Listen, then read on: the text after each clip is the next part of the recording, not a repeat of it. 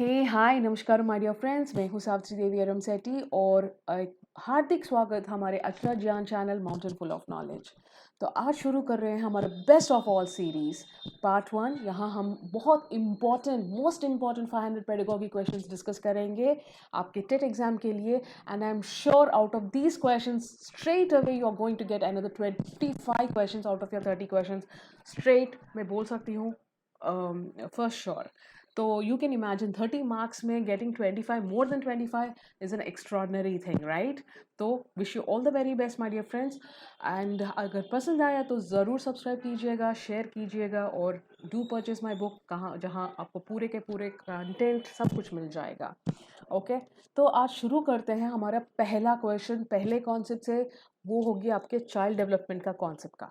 तो ऐसा नहीं है कि हम क्लासेस में ये सब बोलेंगे कि ये चाइल्ड डेवलपमेंट का है, ये इस कॉन्सेप्ट का है, लेकिन हर रोज़ थरो रिविजन होगी। आपको at least few questions, at least 8 to 10 questions हो जाएंगे तो आपको आंसर के साथ मिल जाएगा। मैं डिटेल एक्सप्लेनेशन दे देती हूँ।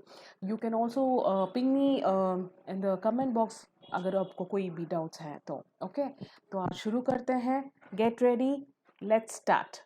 एंड हाँ, भूलिएगा मत, after just try to write down how many questions you were able to answer rightly और मुझे कमेंट बॉक्स में ज़रूर लिख दीजिएगा। ओके तो चलिए शुरू करते हैं। सिफ्लोकॉर्डल डेवलपमेंट ये क्या है? Option 1, proceeds in the direction of longitudinal axis that is from head to foot, head से फुट तक, या द फर्स्ट ऑप्शन। और दूसरा option proceeds from foot to head, foot से हेड तक। और third option is done at a time in head and feet, दोनों एक साथ ही।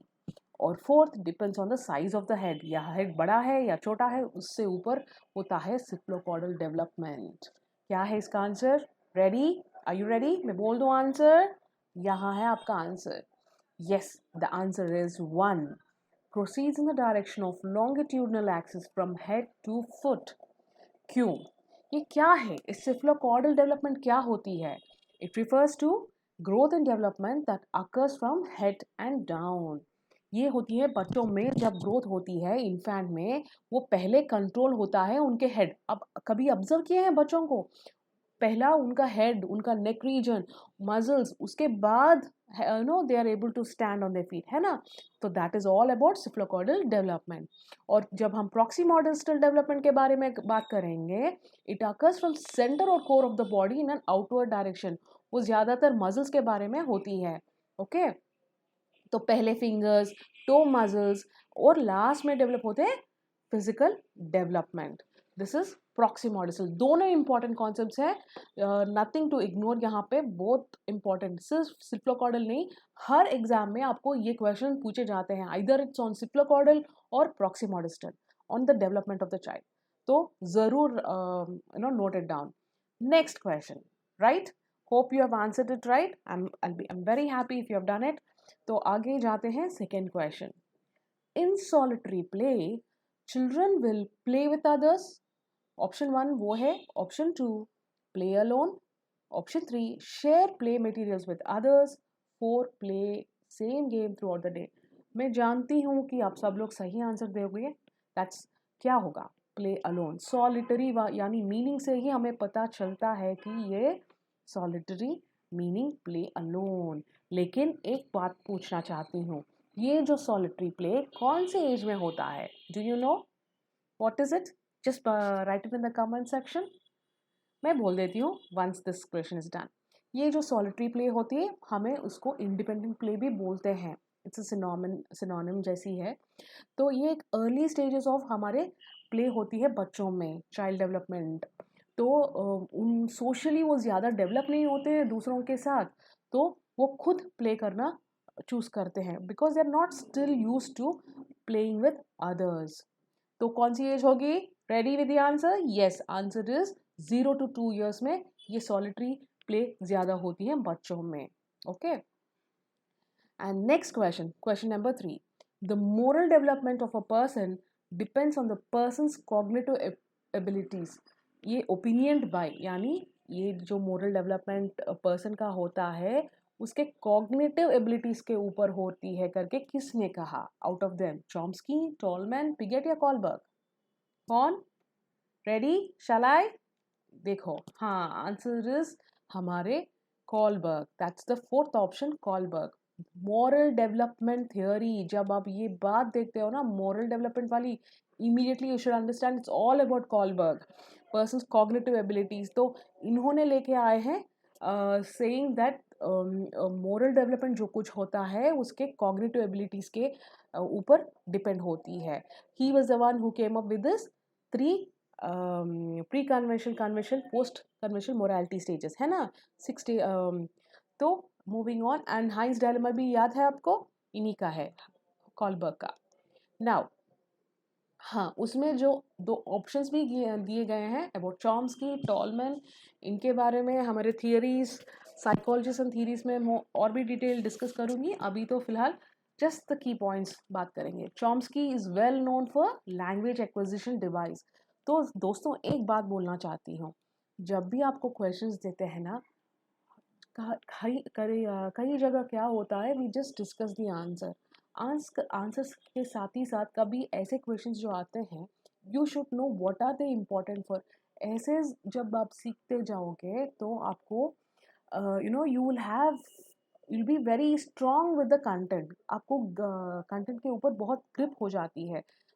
by learning why it is not the answer, it's not just यही answer है, नहीं, क्यों ये आंसर्स नहीं है ये भी मालूम होना चाहिए। ओके तो इसीलिए मैं कभी कभी ऐसे इंपॉर्टेंट क्वेश्चन जो होते हैं तो I try to discuss all the options वहाँ पे, ताकि वो भी एक इंटरेस्टिंग कॉन्सेप्ट है, क्योंकि आगे कल के एग्जाम में शायद टॉलमैन के बारे में दे सकते हैं, चॉम्स्की के बारे में भी दे सकते हैं, है ना।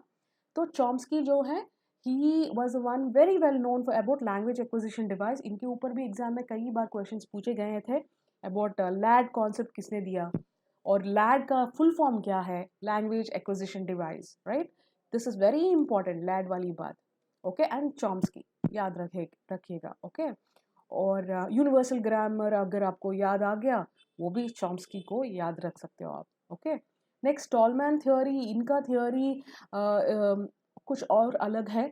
It has been called purposive behaviourism and is often considered, ये जो बिहेवियरिज्म और कॉग्निटिव थीरीज के बीच में होती है ये theory, it's all about sign learning, यानी लर्निंग जो कुछ एक्वायर होता है थ्रू मीनिंगफुल लर्निंग, यानी कुछ सीखे। That we will discuss in our psychologist and theories वाली सेशंस में। ओके दैट्स ऑलरेडी देयर, वो भी देख लीजिएगा अगर अभी तक नहीं देखा है तो। Coming to the next fourth question, according to Erikson, the psychosocial critical situation faced by the children during adolescent age, हमने ऑलरेडी हमारे साइकोलॉजिस्ट एंड थ्योरीज में डिस्कस कर चुके हैं, याद है क्या है, न्यूमोनिक्स क्या है, याद है ना। What is the answer? 1 trust versus mistrust है क्या, 2 autonomy versus doubt, 3 role identity versus role confusion, और 4 इंटीग्रिटी वर्सेस डिस्पेयर। क्या हो सकती है बच्चों में एडोलसेंस जब बोलते हैं तो क्या होती है जनरली, अगर जब आप एडोलसेंट थे तो आपको क्या होता था, आप बहुत सोचते थे about your role identity and role confusion, right. So that's the answer. क्या होती है, what is that, identity, adolescence क्या होती है, identity versus role confusion, that is 12 to 18 years, ये जो होती है। और इसको याद कैसे रखें, हमारा न्यूमोनिक क्या है, हाउ पॉकफुल काउ। ओके याद है। तो if not, if you want to know about Erikson theory, हमारे साइकोलॉजिस्ट एंड थ्योरीज में है ये पूरे, देख लीजिएगा। Now coming to the fifth question, Rishi wants to purchase a car but he's scared of its maintenance. The conflict of Rishi is, देखो exam में ऐसे क्वेश्चंस पूछे जाते हैं जहाँ दे विल डायरेक्ट क्वेश्चन सीधा नहीं देते, ऐसे इनडायरेक्टली देते हैं कि ऋषि को ये पसंद है तो ये अप्रोच क्या होती है। तो आप बोलिए, देखिए, ऋषि wants to purchase a car but he's scared of its maintenance. The conflict यहाँ ऋषि में क्या होती है, अप्रोच हो रहा है यहाँ पे, राइट। तो और क्या कर रहा है वो, अप्रोच है, ये ऑप्शन 2 अवॉइडेंस अवॉइडेंस है, 3 अप्रोच अवॉइडेंस है, 4 डबल अप्रोच अवॉइडेंस है। What do you think is the answer, बोल दूं? हाँ, आंसर क्या होती है, अप्रोच अवॉइडेंस, यानी वो पहला अप्रोच हो रहा था टू परचेज अ कार, लेकिन वो डर गया था उसका मेंटेनेंस, तो अवॉइड कर रहा है, तो इट्स ऑब्वियसली अप्रोच अवॉइडेंस। तो अप्रोच अवॉइडेंस कॉन्फ्लिक्ट क्या होती है, जहाँ हम कुछ हासिल करने के लिए कुछ गोल होती है, पॉजिटिव हो या नेगेटिव हो, उसकी पॉजिटिव इफेक्ट्स नेगेटिव इफेक्ट्स देखते हैं, लेकिन पॉजिटिव बहुत अपीलिंग होते हैं लेकिन नेगेटिव भी बहुत डराते हैं, तो वो नहीं जाते हैं उसके लिए। तो then I can say they approach avoidance conflict होती है। यानी ये जो मैरिज जो कुछ होती है ना यहाँ उसमें पॉजिटिव नेगेटिव इफेक्ट्स होते हैं। कुछ लोग ऐसे होते हैं कि आप अगर आप सलमान खान को देखो, वो अप्रोच अवॉइडेंस वाली कॉन्फ्लिक्ट में होता है हर वक्त।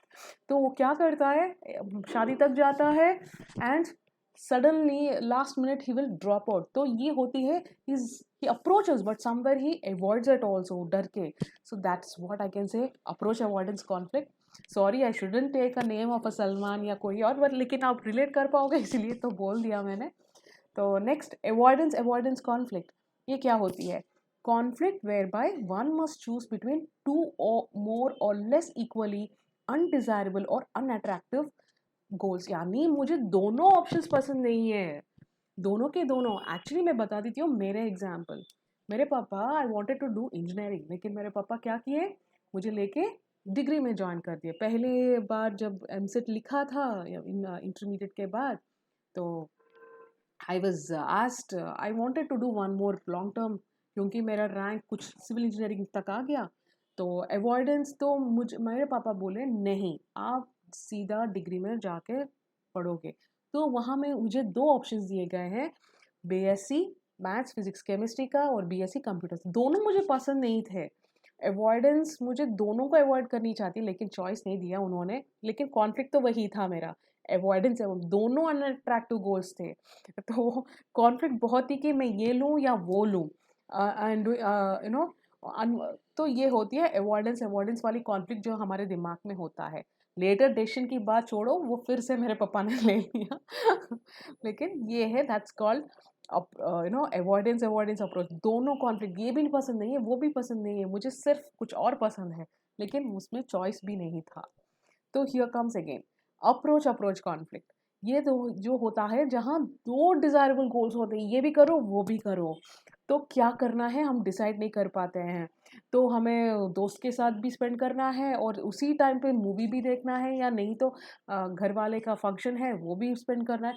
तो ये क्या होती है, तब कॉन्फ्लिक्ट में होते हो कि ये यहाँ जाऊँ या वहाँ जाऊँ, ये लूँ या आपका व्हीकल आप कुछ खरीद रहे हो, ये लूँ ड्रेसेस। हाँ देखो, अगर आप कोई नया ड्रेस का परचेस करना चाहते हो शॉप में, तो क्या होती है अप्रोच अप्रोच कॉन्फ्लिक्ट, या ये भी पसंद आया वो भी पसंद आया, इसमें कौन सा लूँ मैं, डिसाइड नहीं कर पाते हो या यहाँ पे आप, राइट। तो वो होती है आपके अप्रोच अप्रोच कॉन्फ्लिक्ट। और ये डबल अप्रोच अवॉइडेंस कॉन्फ्लिक्ट, ये कॉम्प्लेक्स कॉन्फ्लिक्ट सिचुएशन होती है जहाँ person is confronted with two goals, जहाँ ये बहुत दोनों में बहुत सिग्निफिकेंस होती है, अट्रैक्टिवनेस और उनके डिसएडवांटेजेस भी होती हैं या अनअट्रैक्टिव फीचर्स। तो हम बोल सकते हैं कि अप्रोच अवॉइडेंस कॉन्फ्लिक्ट यानी उसमें पॉजिटिव पॉइंट्स भी दिखेंगे नेगेटिव पॉइंट्स भी, दोनों ऑप्शंस में। तो आप क्या बोलोगे उसके, double approach avoidance conflict, right. Hope I am clear, let's get back to our question. तो अभी समझ में आ गया ना, ऐसे भी क्वेश्चंस जेनरिक क्वेश्चंस पूछे जाते हैं, तो you should be able to understand कि ये क्या बोल रहे हैं। तो वो उस वर्ड से ही आपको थोड़ा बहुत समझ में आना चाहिए। Okay, now let's get back to our sixth question. In Pavlov's experiment, the dog salivated when food is given along with the sound of bell। आपको याद है Pavlov's experiment, हमने भी हमारे साइकोलॉजी एंड थीरीज में डिस्कस कर चुके हैं। तो उसमें बहुत सारे ऑप्शंस हैं ना, वो चार ऑप्शंस जो हैं, हम स्टिमुलेट करते हैं डॉग को, कंडीशनल स्टिमुलस करते हैं, कंडीशनल रिस्पॉन्स, वो सब याद है, राइट। तो here there is a situation. देखो मैंने बोला था आपको कि बहुत सारे क्वेश्चन जरूर आते हैं from Pavlov, this is also one of the question. तो इन Pavlov's experiment, the dog salivated when food is given along with the sound of bell। यानी डॉग ने क्या किया, उसमें सैलिवेशन आ रहा था जब फूड को उसके बेल के साथ दिया था, बेल साउंड के साथ उसको खाना दिया। तो सैलिवेशन ऑफ डॉग क्या है यहाँ पे, ये कंडीशन रेस्पॉन्स होगा या अनकंडीशन रेस्पॉन्स होगा, या सैलिवेशन इज स्टिमुलस उसकी, क्या है वो। आंसर होगा आपका 4। क्या है आंसर 4, अनकंडीशन, क्या होगी, unconditioned response.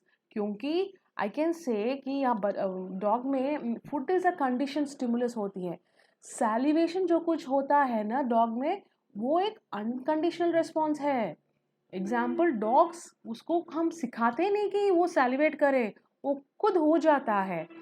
Okay, this reflex is hard wide into the dog, आप और मैं रोक नहीं सकते उसको, इट इज इनबॉर्न होती है। जब खुद को देखती है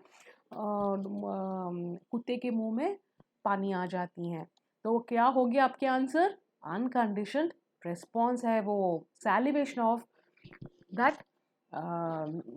सैलिवेटिंग जब फूड को देखते हैं।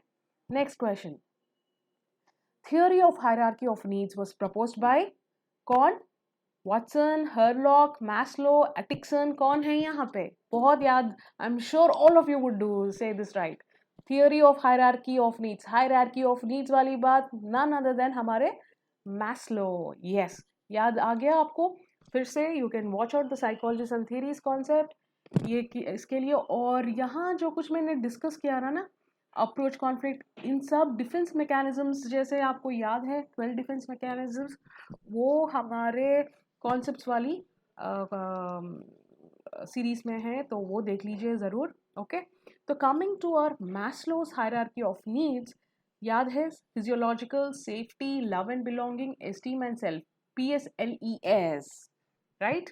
ये एक हमारे जब हम वॉटसन के मैस्लो के बारे में बात करेंगे, he is none it is a theory of it's a motivational theory है, it is all about hierarchy of needs।